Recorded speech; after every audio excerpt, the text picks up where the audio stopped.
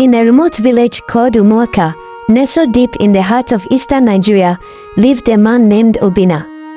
Obinna had left the village as a young boy to seek greener pastures in the bustling city of Lagos.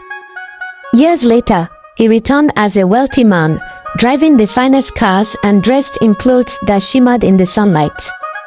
Every Christmas, Obinna would come back to Umuoka with a convoy of vehicles loaded with food, gifts, and cash. He would throw a grand feast for the entire village, sharing his wealth with the less fortunate. Villagers hailed him as a savior, someone who had not forgotten his roots despite his success. Obinna's gifts were extravagant: bags of rice, goats, chickens, and bundles of naira notes. But there was one strange thing: everyone who received a gift from Obinna fell ill and died before the next Christmas. At first, the villagers dismissed these deaths as coincidence, blaming sickness or bad luck. But as the pattern continued year after year, fear began to spread. One Christmas, a wise old man named Nzioku, who was known for his deep knowledge of traditions and spiritual matters, decided to investigate. He had a strange feeling about Obinna's sudden wealth and the mysterious deaths. Nzioku fasted and prayed for days, seeking guidance from the ancestors. One night, in a dream, the spirits revealed the truth: Obinna was a ritualist. His wealth was tied to dark practices, and the gifts he distributed were cursed. Each gift was a sacrificial token meant to feed the dark powers that sustained his riches. The recipients of the gifts unknowingly became offerings, their lives traded for Obinna's continued prosperity. Nzioku warned the villagers the following morning, but many dismissed him, calling him an old man who feared modern success.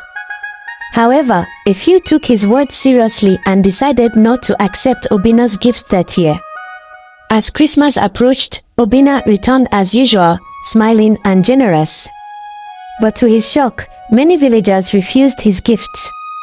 Some openly accused him of being a ritualist, while others simply avoided him. That year, something strange happened. Obinna's charm seemed to falter.